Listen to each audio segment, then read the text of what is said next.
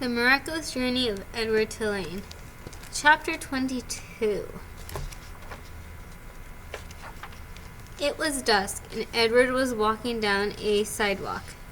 He was walking on his own, putting one foot in front of the other, without any assistance from anybody.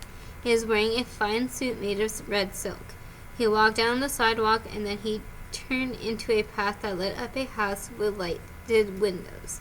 "I know this house," thought Edward. "This is Adeline's house. I'm on Egypt Street." Lucy came running out the front door of the house, barking and jumping and wagging her tail. "Down, girl," said a deep, gruff voice. Edward looked up, and there was Bull standing at the door. "Hello, Melon," said Bull. "Hello, good old rabbit." "Hi, we've been waiting for you."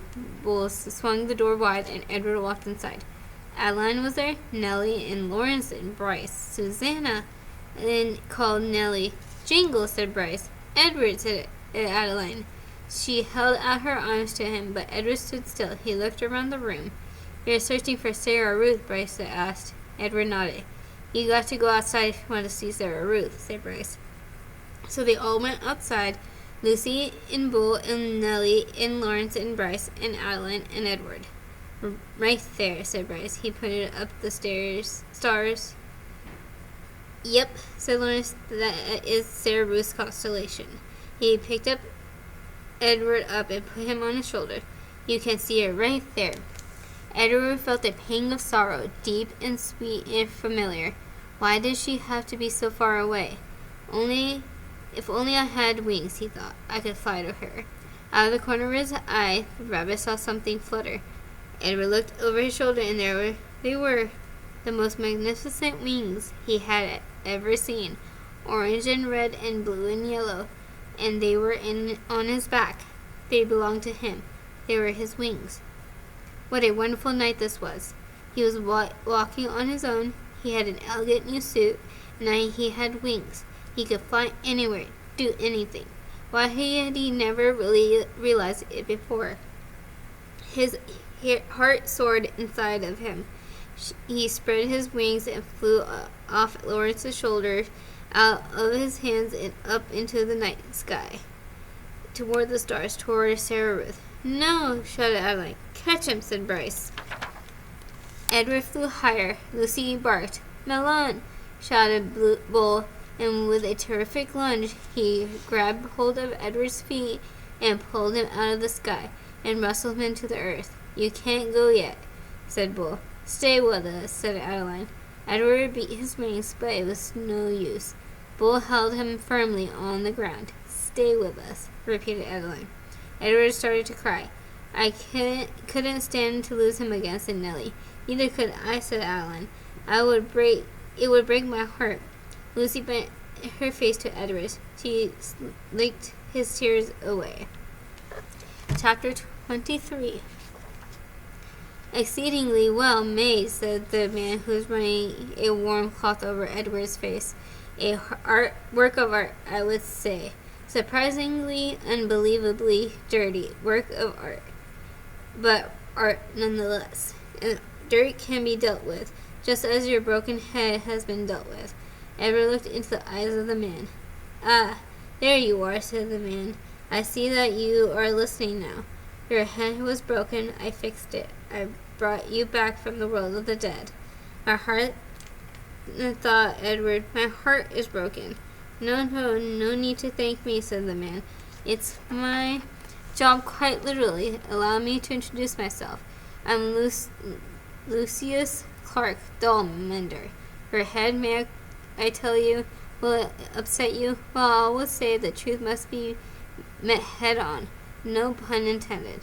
Your head, young sir, was in 21 pieces. 21 pieces?" Edward repeated mindlessly. Lucius Clark nodded. 21, he said. "All modesty aside, I must admit that a doll mender without my skills, might not have been able to rescue you. But let's not speak of what might have been. Let us speak instead of what is. You are whole. You have been pulled back from the brink of oblivion by your humble servant, Lucius Clark." And here Lucius Clark put his hand on his chest and bowed deep over Edward. This was quite a speech to wake up to, said Edward, and Edward lay on his back trying to absorb it. He was on a wooden table. He was in a room with sunshine pouring in from high windows. His head apparently had been in 21 pieces and now was put back together into one. He was not wearing a red suit. In fact, he had no clothes on at all. He was naked again, and he did not have wings. But then he remembered Bryce, the dinner, Nellie swinging him through the air, and Neil swinging him through the air. Bryce, you are wondering perhaps about your young friend, said Lucius, the one with the continuously running nose. Yes, he brought you in here, weeping, begging me for my assistance. Put him together again, he said. Put him back together. I told him, I said, young sir, I am a businessman. I can put your rabbit back together again for a price. The question is, can you pay this price? He could not. Of course he could not. He said that he could not. I told him that he had two options. Only two. The first option being that he seek assistance elsewhere. Option 2 was that I would fix you to the very best of my considerable abilities, and you would become mine. His no longer, but mine. Lucius fell silent. He nodded, agreeing with himself. Two options only, he said. And your friend chose option 2. He gave you up so that you could be healed. Extraordinary, really. Bryce thought Edward.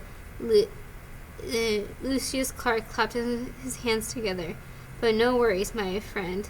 No worries. I fully intend to keep up my end of the bargain.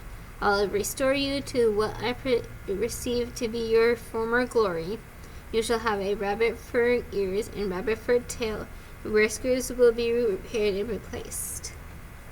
Your eyes repainted to a bright and stunning blue. You will be clothed in the finest of suits. And then someday I'll reap the return in my investments in you. All in good time, all in good time, and all dull business. We have saying their real name in their dull time.